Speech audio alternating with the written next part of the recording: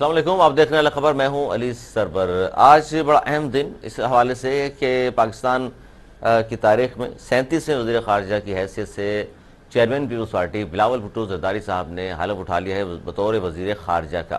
ان سے حلف لیا ہے جی صدر مملکت عارف علوی صاحب نے، اور بلاول بھٹو زرداری صاحب ملک کی تاریخ کے کم عمر ترین وزیر خارجہ بن گئے ہیں۔ جس وقت انہوں نے یہ حلف لیا ہے 33 سال کے ہیں، 33 ایئر اولڈ ہیں اب بلاول بھٹو زرداری صاحب، جبکہ ذوالفقار علی بھٹو صاحب نے جب حلف اٹھایا تھا وزیر خارجہ پاکستان کا، تو وہ 35 سال کے تھے، جبکہ ان سے جو تھوڑا سینئر وہ ہنا ربانی کھر صاحبہ ہیں، وہ 33 سال اور 8 ماہ ان کی عمر تھی جب وہ وزیر خارجہ بنی تھی، اب بھی وہ ٹیم میں شامل ہیں۔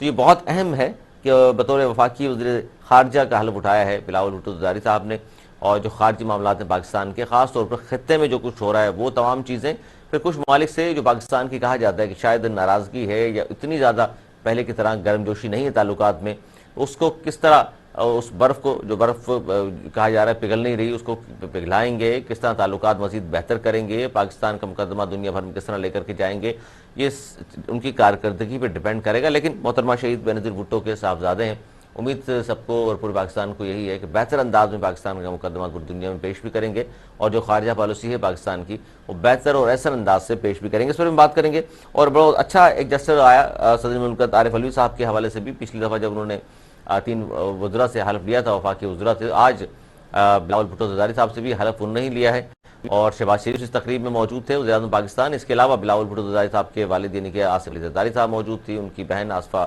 بھٹو صاحبہ موجود تھیں، اس کے علاوہ ان کی خالہ موجود تھیں صنم بھٹو صاحبہ۔ خصوصی طور پر انہوں نے شرکت کی اس تقریب میں جو ایوان صدر میں ہوئی، اور بلاول بھٹو زرداری صاحب نے حلف اٹھا لیا۔ ایک طرف تو یہ سچویشن ہے، جبکہ دوسری طرف ہم دیکھتے ہیں کہ آج عمران خان صاحب نے بھی بڑی ورکر اجلاس سے جو خطاب کیا بڑا اہم تھا۔ اس میں انہوں نے یہ کہا کہ جی پہلے یہاں سازش تیار ہوئی پاکستان میں، اور پھر مداخلت ہوئی ہے، اور پھر انہوں نے یہ بھی کہا خاص طور پر کہ اسٹریٹجیز اور بوٹ پالش کرنے والوں کے ذریعے امریکہ ہمیں کنٹرول کر لے گا، دیکھ لیجئے گا اب کنٹرول کرے گا۔ اور پھر ایک اور طرف ان کا رخ ہے وہ ہے الیکشن کمشنر کی جانب، اور انہوں نے آج بھی مطالبہ کیا کہ چیف الیکشن کمشنر جو ہے اس کو مستعفی ہو جانا چاہیے، وہ نون لیگ کا ایجنٹ ہے، براہ راست ان پر الزام عائد کیا۔ لیکن اب تک شواہد کی جب ہم بات کرتے ہیں، یا کوئی بھی پوچھتا ہے کہ جناب اتنا بڑا الزام آپ لگا رہے ہیں چیف الیکشن کمشنر پر جسے آپ نے ہی تعینات کیا تھا، تو اب کیا ہوا ہے؟ یہ بہت اہم موقع ہے، اس پر ہم بات کریں گے۔ ہمارے ساتھ موجود ہیں ڈاکٹر محفوظ یار خان، ایم کیو پاکستان کے سینئر رہنما ہیں، معروف قانون دان۔ بہت شکریہ ڈاکٹر محفوظ یار خان صاحب، کیا کہیں گے؟ سب سے پہلے تو سر ایک تو گزشتہ روز جو واقعہ ہوا کراچی میں، تھوڑا میں چاہتا ہوں اس حوالے سے بتا دیجئے کہ کراچی اور پاکستان کا امن خراب کرنے کی کوشش تھی۔ پاکستان کو سلامت رکھے، یہاں کے عوام کو اور ان لوگوں کو جو غیر ملکی ہمارے ملک میں آ کر خدمات انجام دے رہے ہیں، ان کی ذمہ داری بھی حکومت پاکستان کی ہی ذمہ ہے۔ اور جو جامع کراچی کا یہ واقعہ ہے، اس نے ہر آدمی کو دہلا دیا ہے کہ اگر ہماری لڑکیاں بھی دہشت گردی میں ملوث ہو سکتی ہیں، تو پھر ہمارے لیے تو اس ملک میں امن کا قیام بہت مشکل نظر آ رہا ہے۔ لوگوں کو یہ چاہیے کہ وہ پاکستان سے محبت کریں، اور ان کے اگر گریوانسز ہیں تو ان کو حکومت کی سطح پہ، جیسے کہ ابھی گزشتہ دنوں بلوچستان کے لیڈروں نے قومی سیاست میں اپنی باتوں کو منوایا ہے، اور شہباز شریف صاحب نے بلوچستان جا کر ان تمام چیزوں کی یقین دہانی کرائی ہے، تو وہ جو لوگ خودکش لوگ تیار کر رہے ہیں ان سے بھی ہم یہی کہہ سکتے ہیں کہ یہ پاکستان کی سلامتی کا مسئلہ ہے، دوسروں کے اشاروں پر استعمال نہ ہو، اور پاکستان کی سالمیت ہمارے لیے مقدم ہے، کیونکہ یہ دو قومی نظریے پہ بنا ہے، اس میں کوئی ایسی سیاست نہیں ہے۔ جو بھی لا الہ الا اللہ محمد رسول اللہ پڑھتا ہے وہ پاکستان کی عزت، بقا، تعمیر و ترقی میں حصہ لیتا ہے۔ بالکل۔ اب بعض لوگوں نے مذہب میں بھی فرقنے ڈال دی ہیں، اس کی وجہ سے یہ واقعات ہوتے ہیں، اس کی ہم شدید مذمت کرتے ہیں۔ اچھا ڈاکٹر صاحب، ایک بڑا اہم آج اس حوالے سے بڑا اہم ہے کہ پاکستان پیپلز پارٹی جس کے اتحادی بھی ہیں آپ، اور اس کے چیئرمین ہیں بلاول بھٹو زرداری صاحب، انہوں نے بطور وفاقی وزیر خارجہ کا آج حلف اٹھا لیا ہے، اور جس طرح بھٹو صاحب نے اپنا سیاسی سفر جو شروع کیا تھا وزیر خارجہ کے طور پر، تو بلاول بھٹو زرداری صاحب نے بھی وزیر خارجہ کے طور پر آج حلف اٹھا لیا، اور اب دیکھتے ہیں کہ پاکستان کو کس طرح پریزنٹ کریں گے. اس کو کس طرح دیکھ رہے ہیں اس خبر کو آپ؟ دیکھیے مسئلہ یہ ہے کہ وزارت خارجہ میں بلاول بھٹو زرداری صاحب کا نام تھا. انہوں نے چند ذاتی وجوہات کی بنیاد پر آج حلف لیا ہے. ہم ان کا خیر مقدم کرتے ہیں. وہ پیپلز پارٹی کے چیئرمین ہیں اور ہم اس اتحاد کی ایک پارٹی ہیں. ہم یہ چاہیں گے کہ جس طرح پاکستان کی خدمت ان کے نانا نے کی اور اٹامک پروگرام کا جو ہے سٹارٹ کیا قذافی سے مل کے، یہ بھی اسی قسم کے بڑے بڑے کام کریں جو پاکستان کی سالمیت کے لیے، پاکستان کی یکجہتی کے لیے آگے کام آئیں. میں ان کو دل کی مبارکباد دیتا ہوں اچھا سر، آج کے حلف اٹھانے. جی ٹھیک ہے جناب. اور یہ ملک کی تاریخ کے ظاہر کم و ترین وزیر خارجہ تو بن گئے ہیں اس وقت. جو سر ایک تو کولیشن گورنمنٹ ہے، مخلوط حکومت ہے، اور تقریباً کوئی 12 14 15 پارٹیوں نے مل کے حکومت بنائی ہوئی ہے جس میں آپ بھی حصے دار ہیں. پچھلی جو حکومت تھی اس میں بھی آپ تو حصے دار تھے، آپ تقریباً ساری حکومت آتی ہیں حصے دار ہوتے ہی ہیں، لیکن اس کے باوجود بھی مسائل حل نہیں ہوتے سر لوگوں کے آپ کے. سر دیکھیے اس دفعہ جو ہے ایم کیو ایم کی ٹیم پیپلز پارٹی کی ٹیم کے ساتھ بیٹھی بھی ہے اور اس میں قانون سازی کے لیے مشاورت ہو رہی ہے. اور 140A کے اختیارات کے سلسلے میں صوبائی اسمبلی سے بل پاس ہوگا، تو اس میں بلدیاتی معاملات میں جو 140 میں جو ہمیں چیزیں حاصل ہیں ان پہ عمل درآمد ہوگا. اب دیکھیے ہم تو چھوٹی سی جماعت ہیں، ہم وعدے پہ ہی اور لکھت پڑھت پہ ہی یقین کر سکتے ہیں. پہلے دو دفعہ 2 جماعت بلکہ 3 جماعتوں سے جو وعدے ہوئے ہیں اس میں ہمیں کوئی خاطر خواہ کوئی رزلٹ نہیں ملا ہے. اس دفعہ ہمیں اس بات کا ہو رہا اندازہ کہ شاید اس شہر کے مسائل، اس شہر کے پانی کا مسئلہ، کچرے کا مسئلہ، سرکولر ریلوے کا مسئلہ، بسوں کا مسئلہ، ہم باہمی مشاورت سے مرکز کے ساتھ مل کر اس کو ہم پورا کرا پائیں تو شاید عام آدمی کو ہم کوئی ریلیف دے پائیں. اچھا آج سر کل بڑے سخت الفاظ استعمال کیے فردوس شمیم نقوی صاحب نے اور اپوزیشن لیڈر نے سندھ اسمبلی میں حلیم عادل شیخ صاحب کہ مہاجروں کے سوداگر، اور بڑا کچھ کہا میں دہرا نہیں سکتا. اور چونکہ اتحادی تھے، اب جیسے اتحاد سے آپ باہر نکلے ہیں تو اب وہ آپ کو مہاجروں کے سوداگر بھی کہہ رہے ہیں، بیوپاری بھی کہہ رہے ہیں، اور کہہ رہے ہیں کہ ڈالرز آپ لوگوں کو ڈالرز مل گئے جس کی وجہ سے روزانہ افطار پارٹیاں کر رہے ہیں آپ. ہاں آج بھی ہماری بنس روڈ پر جی جی آئیں، آپ بھی شریک ہوں، ان سب کو بھی دعوت دے رہا ہوں. سر. یہ ایک جماعت ہے، ایک منظم جماعت ہے متحدہ قومیت پاکستان. اس کے 26 ہمارے یونٹس ہیں اور ہر یونٹ میں افطار ہو رہی ہے. آج بھی 4 جگہ افطار ہے، روزانہ ہو رہی ہے.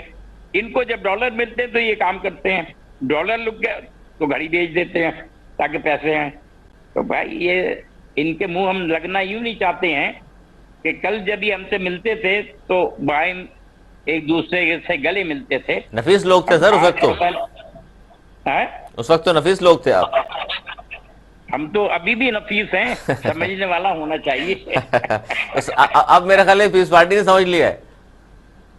نہیں ابھی تو ان کو بھی سمجھ رہے ہیں، وہ بھی ہمیں نفیس جانے اور ہمارے ساتھ نفاست والے کام کریں. نہیں تو یہ نہ ہو سر وہ آپ کو نفیس سمجھیں اور پھر آخر میں آپ وقت پڑے تو پھر جس طرح پی ٹی آئی والے کہہ رہے ہیں چرا گھونپ دیا اور کہیں اور چلے گئے. پھر دیکھیے مسئلہ کیا ہے کہ آپ نے لوڈو کا کھیل دیکھا ہے نا. جی جی. جو اس میں 98 پہ سانپ سیڑھی ہوتی ہے، سانپ ہوتا ہے بالکل جو نیچے گرا دیتا ہے. لیکن ہم جو کام کر رہے ہیں وہ ہم اپنے عوام کے لیے کر رہے ہیں، اپنی ذات کے لیے نہیں کر رہے ہیں. سر آپ لوگ ہم وہ کام کریں گے. سر آپ لوگ سانپ ہیں سیڑھی ہیں؟ ابھی تو ہم سیڑھی تھے، اچھا شاید اوپر جا کے.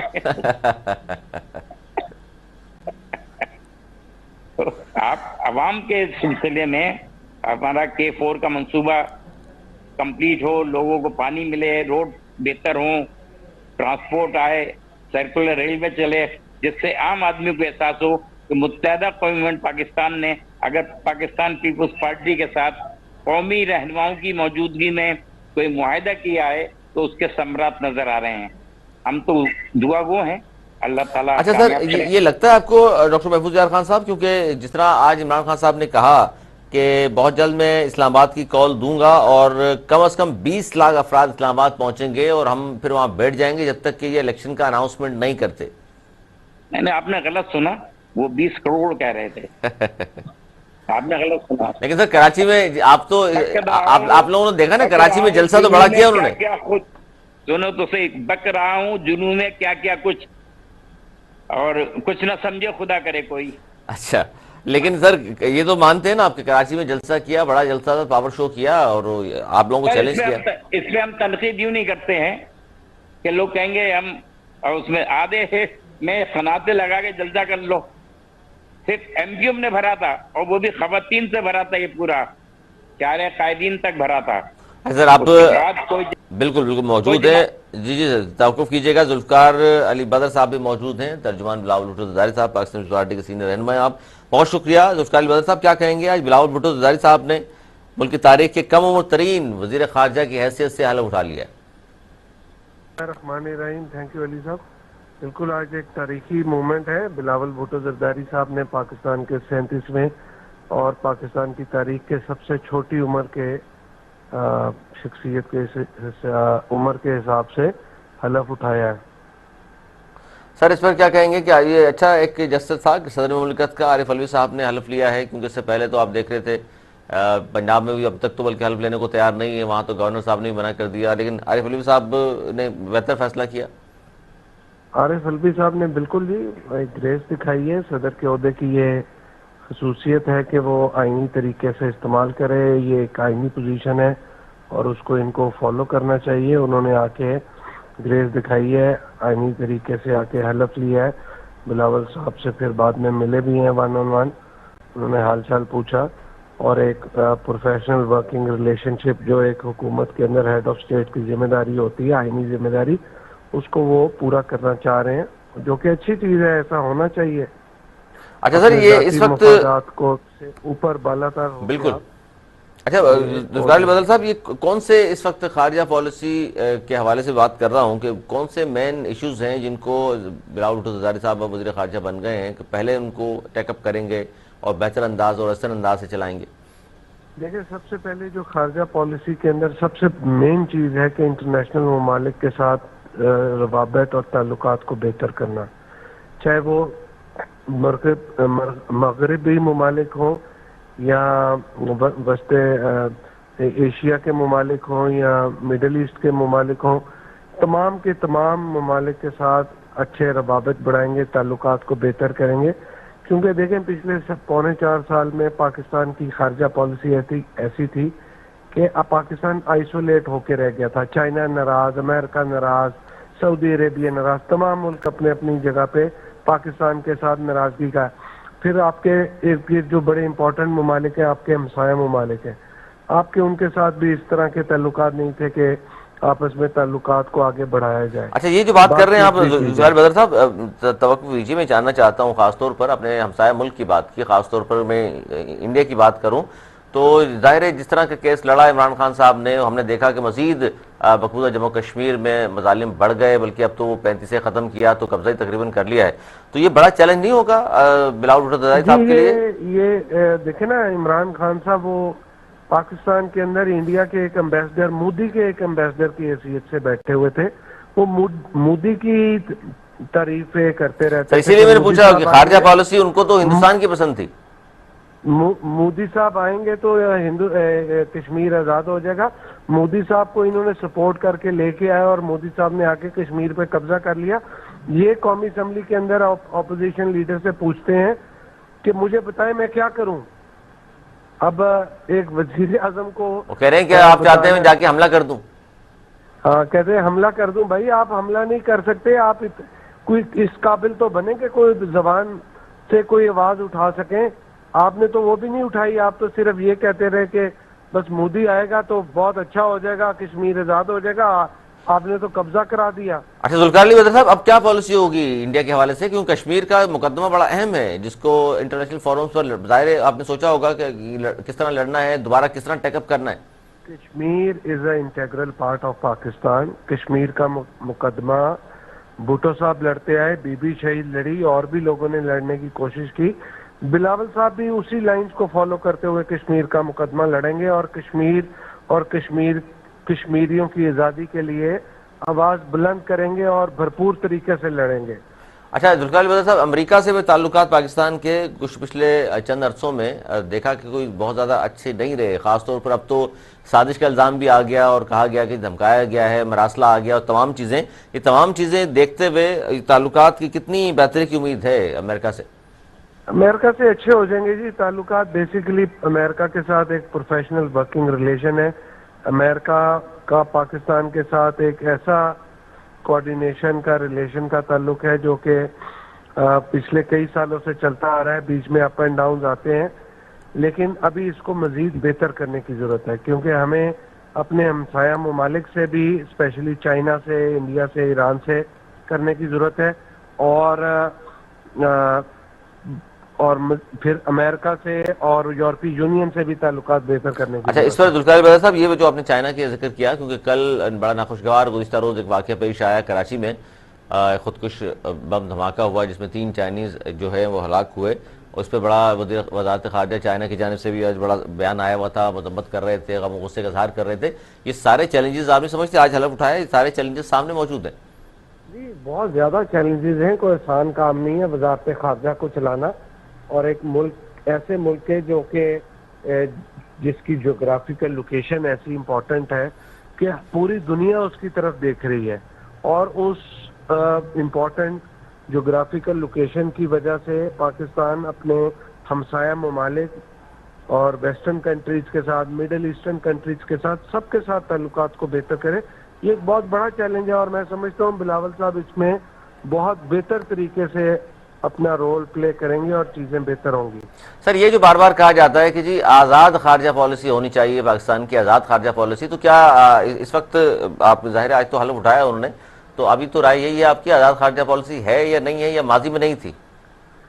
دیکھیں, پاکستان کی ایک ایسی پالیسی ہے خارجہ پالیسی جو کہ کسی زمانے میں آزاد ہوتی تھی, جیسے بھٹو صاحب کے زمانے میں ایک انڈیپینڈنٹ پالیسی تھی, لیکن اس کے بعد جب ضیاء اللہ صاحب آئے تو ایز اے ڈکٹیٹر تو وہ اس طریقے سے آگے نہیں چل سکی. پھر اس کے بعد بی بی شہید نے بڑے اچھے طریقے سے وزارت خارجہ کو چلایا. پھر اس کے یہ اپ اینڈ ڈاؤنز آتے رہے ہیں. دیکھیں, پچھلے 3.25 سال کے اندر معاملات اس طریقے سے جس طرح پاکستان کی خارجہ پالیسی ہونی چاہیے تھی ویسی نہیں تھی. پاکستان پوری دنیا کے اندر آئسولیٹ ہو کے رہ گیا تھا. چائنا ناراض, انڈیا ناراض, ایران ناراض, افغانستان کے ساتھ معاملات, امریکہ ناراض, یورپی یونین ناراض. بھئی آپ کے ہر ملک تو آپ سے ناراض ہے, آپ نے خوش کس کو رکھا ہوا ہے؟ آپ کے تعلقات کس سے ہیں؟ کوئی سفارتی تعلقات ہی اچھے ہو جاتے.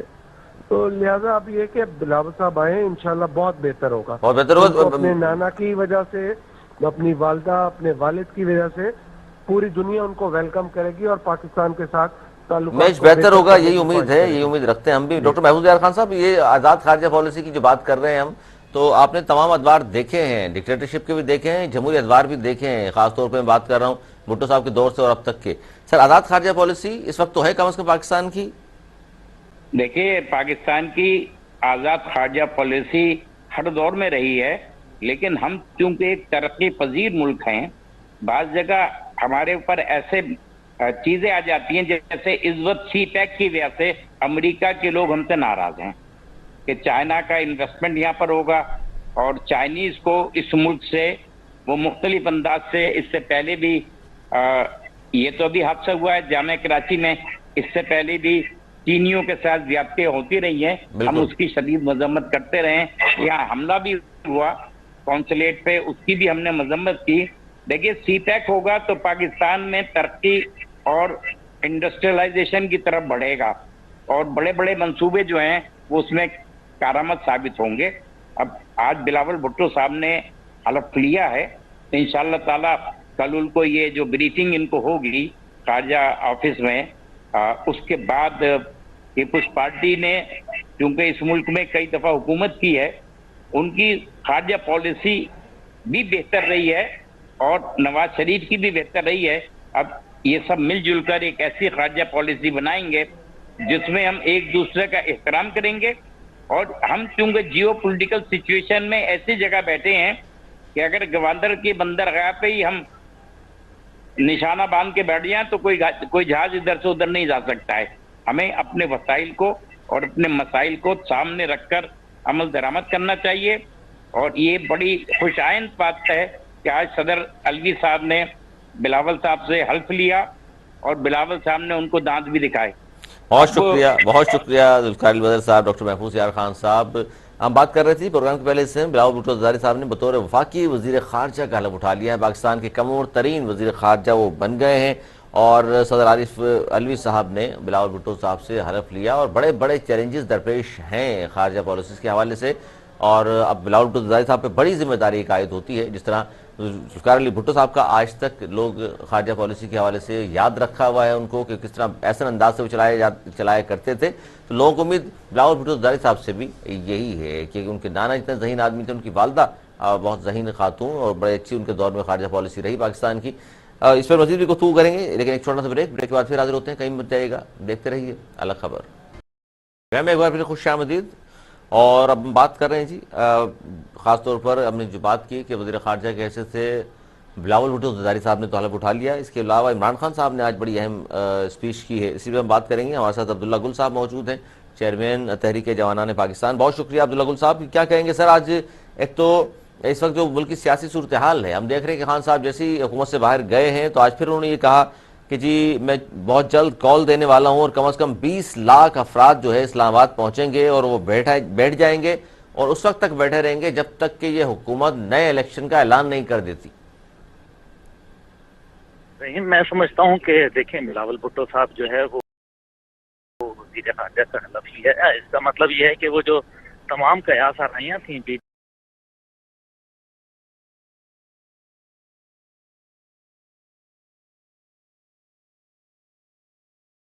ایم کے حوالے سے، ان کے اتحاد کے حوالے سے، وہ میرے خیال میں دم توڑ گئی ہیں.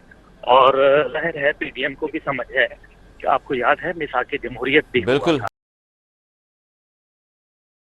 بالکل. اور میثاق جمہوریت کے اوپر بھی یعنی کہ تمام جو اپوزیشن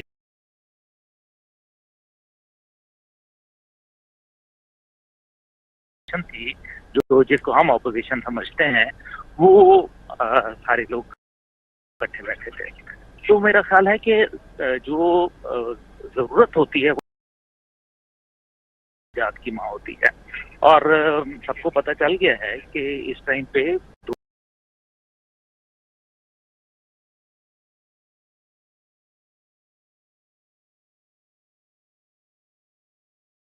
پارٹی نظام جو ہے وہ کہیں مانے نہ مانے لیکن دو پارٹی نظام تو چل پڑا ہے.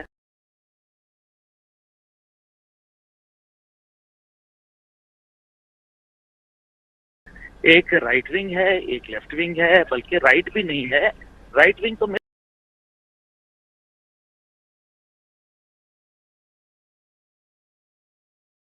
نہیں ہے، کیونکہ رائٹ کی جو نمائندگی ہے وہ تو کوئی بھی نہیں کر رہا، نہ ہی مسلم لیگ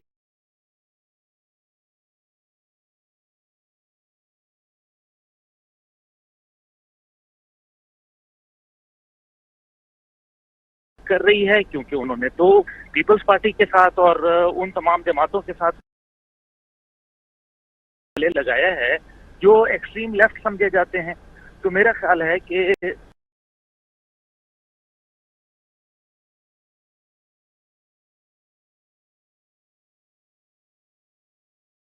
جو رائٹ ونگ ہے وہ غائب ہو چکی ہے، اور عمران صاحب جو ہیں وہ اپنے آپ کو رائٹ ونگ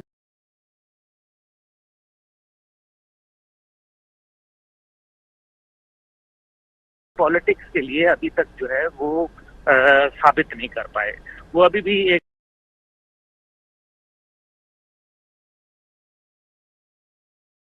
لبرل اور ایک سیکولر جماعت جو ہے وہ تصور کی جاتی ہے. دوسری طرف جو ہے وہ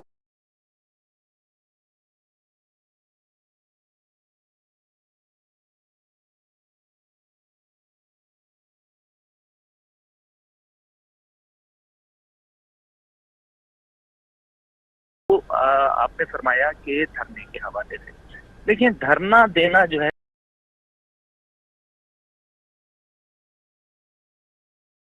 मेरे ख्याल में शायद इमरान खान साहब के पास अपने तुरप के पत्ता जो आखिरी था वो धरना है। मैं नहीं समझता कि वो धरने की कॉल दे पाएंगे। उसकी बहुत सारी वजूहात हैं। पहली वजह यह है कि धरने के बाद क्या होगा और जिस मौसम के अंदर धरना होगा, और फिर आपको याद है कि G13 के अंदर जब मौलाना फजलुर रहमान को जो है वो बिठाया गया था धरने के लिए, तो वो भी तो वहां बैठे थे ना। बिल्कुल। तो अगर हुकूमत ने वहां कह दिया, और अगर फर्ज करें अदालत में भी, मेरा ख्याल है कि जो अदालतों का मूड है, जो आज जिस तरह से मरियम नवाज साहिबा को जो है अपना पास वो जो दरखास्त थी वो वापस लेनी पड़ी, तो उसकी बहुत सारी वजूहात हैं। तो अदालत ने बड़ा वाज़ेह मेरे ख्याल में एक पैगाम दिया है कि अदालत जो है वो सिर्फ इंसाफ करना चाहती है, और इंसाफ के कटहरे पे जो भी पूरा उतरेगा, तो फिर देखिए ना, अब हकीकत यह है कि इस्लामाबाद के बासी जो है वो तंग आए में हैं, आजिज आए में हैं, और मेरा नहीं ख्याल कि अदालत जो है वो किसी ऐसी जगह पे जहाँ डी चौक है या कोई और जगह के ऊपर, पहली बात है कि 20 लाख लोग तो कहने की बात है, 20 लाख लोग तो अभी तक मेरे ख्याल में किसी भी जलसे में मैंने नहीं देख पाया, लेकिन बहरहाल आप जितने भी हैं, लाख आदमी भी अगर आ जाए तो लाख बहुत आदमी होता है, ऐसी बात नहीं है। लेकिन आप उस धरने को प्रोलॉन्ग करेंगे, गर्मियों के दिनों के अंदर करेंगे, लोग अपने कारोबार हाय जिंदगी छोड़ के आएंगे, और फिर पीटीआई के जो लोग हैं वो ज्यादातर तो पढ़े लिखे और सुलझे लोग हैं, वो क्या इस तरह के मौसम में इतनी देर बैठ पाएंगे? देखिए ना, शाम को लेकिन आना, सर ये आपकी बात दुरुस्त है अब्दुल्ला गुल साहब, लेकिन एक ये बात भी तो है जिसने आपने अदालत का जिक्र किया, और अदालत अगर इसको वहां नहीं भी बैठने देते और इजाजत नहीं मिलती इन्हें, तो फिर तो मजीद आप नहीं समझते हालात खराब होंगे, फिर गली मोहल्लों तक बात पहुंच जाएगी।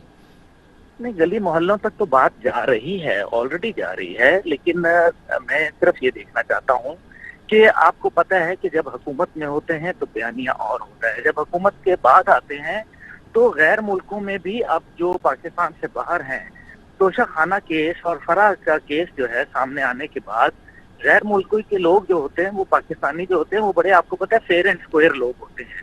वो अब कहते हैं कि जी ये तो सवालात के जवाब देने पड़ते हैं, और गैर मुमालिक में जो तुंदो तेजी थी पहले की तरह, वो अब आपको आहिस्ता आहिस्ता मध्यम पड़ती नजर आ रही है। और दूसरी तरफ जो है वो गली मोहल्ले की आपने जिक्र किया, G13 के अंदर या कोई फर्ज करें परेड ग्राउंड के अंदर या किसी और जगह में, अदालत तो ये कहेगी ना कि जी आम आदमी के लिए जो है वो मुश्किल ना पेश की जाए, तो वो तो मेरे ख्याल में जायज बात है। और यही ये G13 में तो खुद पीटीआई की हुकूमत ने मौलाना फजलुर रहमान को वही जगह दी थी।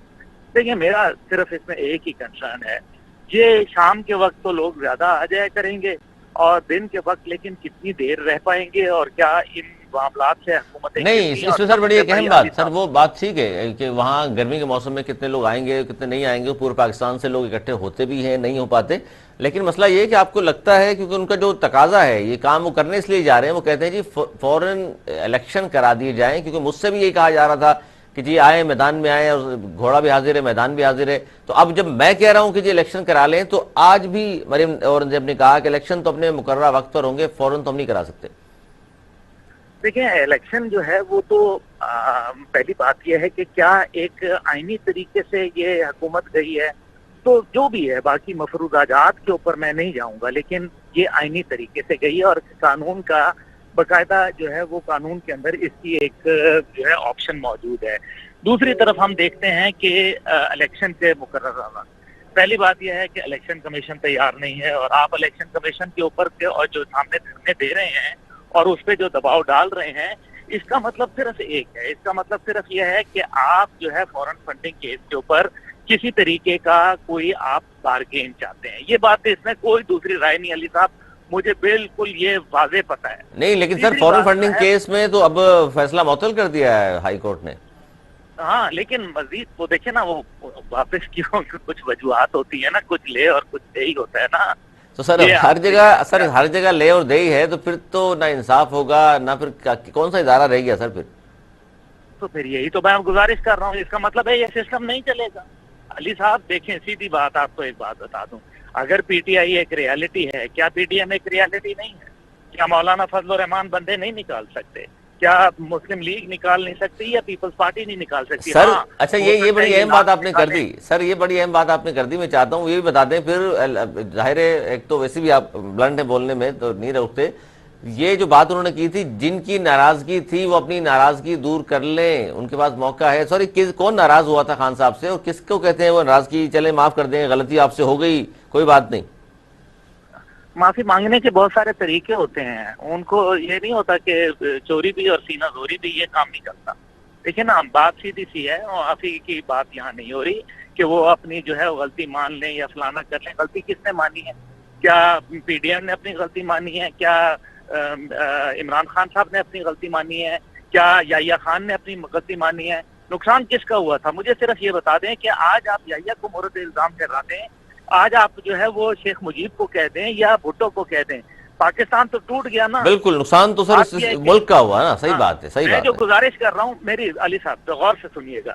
دیکھیں، اگر ریالٹی یہ ہے، الیکشن کے اوپر آپ نے جو بات کہی تھی، الیکشن کے ریزلٹ جو آج کے حالات ہیں، وہ تو اس میں کوئی شک و شبہ نہیں ہے کہ پی ٹی آئی کو سازگار ہوا ہے، اس میں تو کوئی دوسری رائے نہیں ہے. لیکن کیا اس کا ریزلٹ جو ہے وہ پی ڈی ایم مان جائے گی؟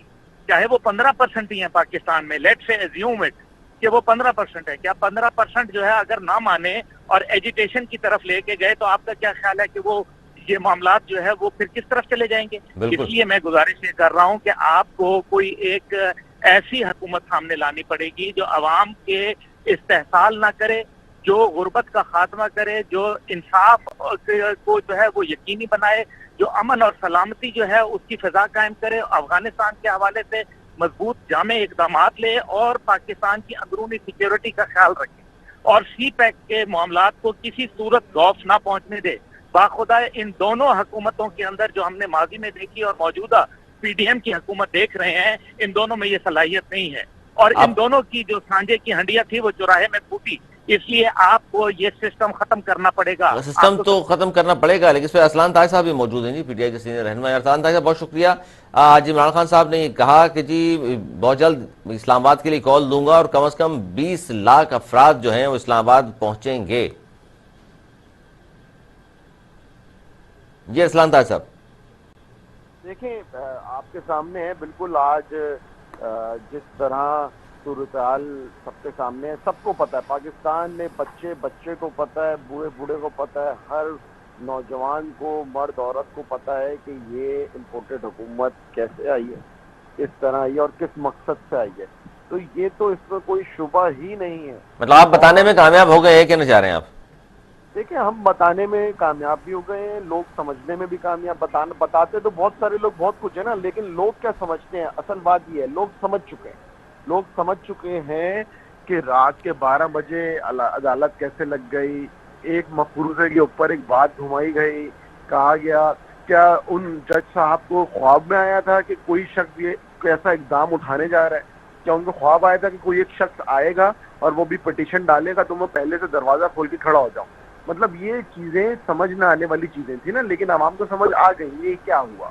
اس کے بعد آپ دیکھیں کہ جب سے یہ آئے ہیں 2 ہفتے کے اندر، آپ دیکھیں ملک میں یہ ان کا نعرہ کیا تھا؟ ان کے بعد چورن سے بھی یہ تھا کہ جی مہنگائی ہو گئی، عمران خان کی حکومت نائل ہے، مہنگائی کر دی، آسمانوں کو قیمتیں پہنچ گئی. ابھی آپ دیکھیں ان کی 2 ہفتے کے اندر صورتحال کیا ہے. 800 روپے پہ تو فروٹ بک رہا ہے. آپ دیکھیں آٹا جو ہے کیسے بڑھ گیا. یوٹیلیٹی اسٹور ابھی آپ جائیں دورہ کریں، یوٹیلیٹی اسٹور میں آپ کو ملے گا ہی نہیں. سستا مہنگا تو چھوڑے ہے ہی نہیں. چینی گھی اچھا، یہ تو پھر 2 دن کے نہیں، اندر بڑھ گیا. مہنگائی بالکل ہوئی ہے، ڈالر نیچے آیا واپس چلا گیا، چینی مہنگی ہو گئی، آئل مہنگا ہو گیا. لیکن دیکھیں وہ پھر بات وہی شروع ہو گئی ہے کہ اب آپ سے پوچھتے ہیں نون لیگ یا پیپلز پارٹی والے تو وہ کہتے ہیں دیکھ لیجیے یہ تو سارا کیا جا رہا ہے عمران خان کا ہے. عمران خان صاحب سے پوچھتے تھے، وہ کہتے تھے جی نون لیگ کا ہے. انہوں نے دعویٰ کیا تھا کہ 100 روپے پہ لے آئیں گے، ہم یہ کر لیں گے، وہ ہم سمجھاتے تھے انہیں. ہم ابھی بھی یہ کہہ رہے ہیں کہ عالمی مہنگائی کی وجہ سے معاملات خراب ہیں. ابھی بھی ہم کہہ رہے ہیں، ہم بکس کی سیاست نہیں کرتے، ہم جھوٹ کی سبسڈی سیاست آپ نہیں نے کر دی، رہے. وہ کہہ رہے ہیں جی یہ بھی غلط تھا، آپ نے جو ریلیف دیا پیٹرولیم مصنوعات پہ، وہ کہہ رہے ہیں اب اتنا زیادہ بڑھانا پڑے گا ہمیں. ہاں، تو پہلے یہ کہتے تھے کہ جی عمران خان نے پیٹرول پمپ گرا دیا ہے. یاد ہے آپ کو ہیڈ لائن لگتی تھی اخبارات میں بڑی بڑی کہ پیٹرول پمپ گرنے والا ہے. پھر جب عمران خان نے سبسڈی دی تو انہوں نے کہا کہ جی یہ اب کہہ رہے ہیں کہ جی عمران خان نے تو سبسڈی غلط دے دی تھی. اس وقت کہتے تھے کہ جی پیٹرول کو 100 روپے سستا کرو، 80 روپے پہ لاؤ، 70 روپے پہ لاؤ. اب یہ کہہ رہے ہیں 200 کراس مارنا ہے. پھر کہتے تھے کہ جی آئی ایم ایف کے سامنے لیٹ گئے.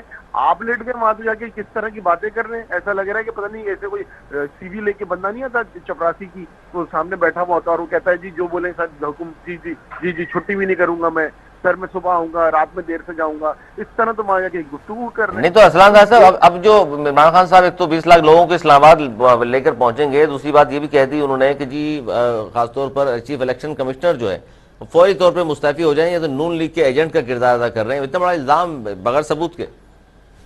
دیکھیں یہ الزام بالکل ہے اور سنگین ہے اس کے پیچھے, لیکن کنٹیکسٹ ہے. آپ یہ دیکھیں کہ فیصل واڈا صاحب کے حوالے سے جو ان کو ڈسکوالیفائی کیا لائف ٹائم کے لیے کیا, ان کی جماعت کی سعدیہ عباسی ہیں جن کا سیم کیس تھا, ان کو ڈسکوالیفائی کیا ایک بار کے لیے. فیصل واڈا کو لائف ٹائم کے لیے آپ نے کر دیا. اس کے بعد آپ دیکھیں فریال ٹالپور والا کیس, اس میں میں پٹیشنر ہوں, 3 سال ہو چکے ہیں, ابھی تک اس کا نتیجہ ہی نہیں آ رہا. پھر شازیہ مری کے خلاف کیس ہے اس کا جعلی ڈگری کا, اس کا کوئی نتیجہ نہیں آ رہا. مراد علی شاہ صاحب کی ڈوئل نیشنلٹی تھی, وہ ڈوئل نیشنلٹی رکھتے ہوئے وزیر بھی تھے, ان کا فیصلہ نہیں آ رہا. پھر آپ دیکھیں کہ یوسف وغیرہ گیلانی کے صاحبزادے نے پوری ویڈیو آئی, سب کچھ آیا, اس کا فیصلہ نہیں آ رہا. پھر یہاں پہ اسپیکر نے لیٹر لکھا ہوا ہے کہ 63A کے تحت یہ ووٹ جو ہیں یہ جعلی طور پہ ڈالے گئے ہیں, آئین پاکستان کی خلاف ورزی پہ ڈالے گئے ہیں, اس کا فیصلہ نہیں آ رہا. تو ہم تو پھر یہ دیکھنے پہ مجبور, کہنے پہ مجبور ہیں نا کہ وہ غیر جانبدار ہیں. لیکن وہ یہ کہتے ہیں جی یہ سب کچھ تبدیلی آئی ہے, ڈسکا کا جو رزلٹ سامنے آیا اور جو پکڑے گئے اس کے بعد سے انہوں نے پروپیگنڈا شروع کر دیا. وہ کچھ بھی کہہ لیں, ڈسکا کہہ لیں, ہسکا کہہ لیں, کچھ بھی کہہ لیں, لیکن یہ فیکٹ پہ اوپر میں نے بات کی آپ کو. یہ جتنے کیسز میں نے بتائے آپ کو فیکٹ پہ بتائیں. پتہ ہے شازیہ مری کے اوپر جو کیس ہے وہ کس سال سے ہے؟ 2013 سے. جعلی ڈگری کا؟ جی جعلی ڈگری کا 2013 سے بھائی, 13 سے 9 سال ہونے والے ہیں. تو سر فارن فنڈنگ کا بھی 2014 سے فیصلہ اس کا بھی نہیں آیا, یہ تو پھر اب ریلیف مل بھی گیا آپ کو. ہم تو کہہ رہے ہیں فورن فنڈنگ کا کیس کیوں لیں, سب کا کھولیں, صرف ہمارا کیوں؟ ہمارا تو آپ نے دیکھا ہمارے بینک اکاؤنٹ سوشل میڈیا پہ آتے ہیں, لوگ جمع کراتے ہیں پیسے, خود سے جمع کراتے ہیں. یہ بتائیں جمعیت علماء اسلام والے پیسے فنڈ ریزنگ کرتے ہیں, یہ بتائیں یہ باقی دیگر اچھا ایک ماہ میں کیس سنانے کا فیصلہ سنانے کا کہا تھا تو اس کو معطل کرایا ہے ایک اپلیکیشن کے ذریعے آپ لوگوں نے, تو یہ تو ریلیف مل گیا. ہمارا موقف بڑا کلیئر ہے کہ انصاف ہو, برابری پہ ہو. ہمارے خلاف بھی کرنا ہے نا, برابری پہ کریں, باقیوں کے بھی کیسز لے کے آئے نا, صرف ہم ہی کیوں ہیں. ہمارے تو ہم امریکہ میں ہم رجسٹرڈ جماعت ہے جہاں پہ ہم فنڈنگ ریز کر سکتے ہیں. ہم UK میں ہیں, ہم کینیڈا میں ہیں, ہم آسٹریلیا میں, ہم دیگر دنیا میں ممالک میں ہیں. ہمارا پراپر چینل ہے, پراپر فنڈنگ میکنزم بنے ہوئے ہیں. ان کے کیا ہیں, ان سے پوچھے تو کوئی پوچھ ہی نہیں رہے کوئی. ان کے کیس بھی سنے جائیں گے, یہ بات تو درست ہے آپ کے, دونوں کو ظاہر ہے کہ لاٹھی سے ہانکنا چاہیے. اور بہت سارے لوگوں کو اس عبداللہ گل صاحب کیا کہیں گے کہ ظاہر ہے یہ تو شکایات رہی ہیں, کبھی نون لیگ کو شکایت ہو جاتی ہے, کبھی پیپلز پارٹی کو, اب جو ہے پاکستان تحریک انصاف کو بھی ہے. تو سر معاملہ پھر کہاں جاتا نظر آ رہا ہے سر آپ کو؟ قبل از وقت انتخابات آپ کو بھی نظر آ رہے ہیں, آپ کو لگتا ہے کہ نہیں جو 15-16 ماہ باقی ہیں وہ یہ گورنمنٹ کمپلیٹ کرے گی, کیونکہ گورنمنٹ تو یہی کہہ رہی ہے. دیکھیں انتخابات تو ہو سکتے ہیں, لیکن اگر ایجیٹیشن ہوئی دونوں طرف سے, کسی طرف سے بھی, تو یہ معاملات پھر نہ انتخابات کی طرف جائیں گے اور نہ پھر سب کو چین آ جائے گا اور بالکل ٹھنڈ پڑ جائے گی. یہ میں آپ کو بڑا واضح بتا رہا ہوں, اگر کسی کو نہیں سمجھ آ رہا تو دوبارہ بتا دیتا ہوں کہ اگر ایجیٹیشن یا کسی بھی معاملات کی سنگینی یا پاکستان کے اندر پرتشدد واقعات کو جنم دینے کی کوشش کی گئی تو پھر 10 سال جو ہے ہم وطنوں ہوگا. مطلب وہ تیار ہیں؟ نہیں, یہ تیار نہیں ہوتے. کبھی بھی مارشل لا لگانے کے لیے کوئی تیار نہیں تھا, نہ بھٹو صاحب کے زمانے میں کوئی تیار تھا. لیکن کیا ہوا, جب آپ نے لاہور کے اندر ایجیٹیشن شروع ہوئی تو پھر مجبور ہو گئی, پھر اور کوئی آپشن نہیں تھا. پھر کیا کرتے؟ اب آپ دیکھیں, مجھے بتائیں کہ ملک کو ایجیٹیشن کا شکار نہیں کیا جا سکتا. اگر آپ کو عدلیہ پہ اعتبار نہیں رہا, یعنی آپ یہ کہنا چاہ رہے ہیں سر ہر بار جو ہے قصوروار حکومتی, ہر بار جو قصوروار تھے وہ سیاسی جماعتیں تھیں؟ دیکھیں نہیں, میں یہ گزارش کر دوں کہ عدلیہ جو ہے یہی عدلیہ کیا نہیں تھی جس نے صادق اور امین کا کہا تھا؟ یہی عدلیہ جو تھی وہ کیا اس نے آسیہ مسیح کو رہا نہیں کیا تھا؟ کیا یہی عدلیہ نے جو ہے وہ TLP کے لیے تمام جو ہے اس کو کالعدم قرار دے نہیں کیا تھا؟ جو ظاہر ہے یہ ساری وہ باتیں ہیں نا جو آپ کے, اس کو بھی تو دیکھیں نا. اب اگر یہی عدلیہ کے اندر اگر جا کے آپ کے اپنے اٹارنی جنرل جو ہیں وہ کہیں کہ قاسم سوری کی سٹیٹمنٹ کو میں جو ہے ڈیفینڈ نہیں کروں گا, اس کا جواب کیا جج صاحب دیں گے یا اٹارنی جنرل صاحب دیں گے؟ بالکل بات تو یہ ہے. اس لیے کیا یہی جو ججز صاحبان نہیں تھے جنہوں نے نواز شریف صاحب کو नाअहल ताहयात करार दिया या जहांगीर तीन साहब के लिए कहा या दीगर लोगों के लिए, तो ऐसी बेतहाशा मिसालें मौजूद हैं। ऐसा न करें, जहां आपका मर्जी हो वहां ठीक है। अदलिया को 12 बजे इसलिए मजबूरी हो रही थी क्योंकि 12 बजे नजर आ रहा था 11:15 तक जो है वो कोई सिलसिला ही नहीं शुरू था, और जो अदलिया के अहकामात थे उसके ऊपर वोटिंग नहीं करवाई जा रही थी। क्या आज मरियम नवाज ने अपनी वो पिटीशन वापस, अपनी दरखास्त वापस नहीं ले ली पासपोर्ट की? तो फिर क्या 3 दफा बेंच नहीं टूटा? तो फिर इसका मतलब है कि अदलिया जो है वो अपना काम कर रही है।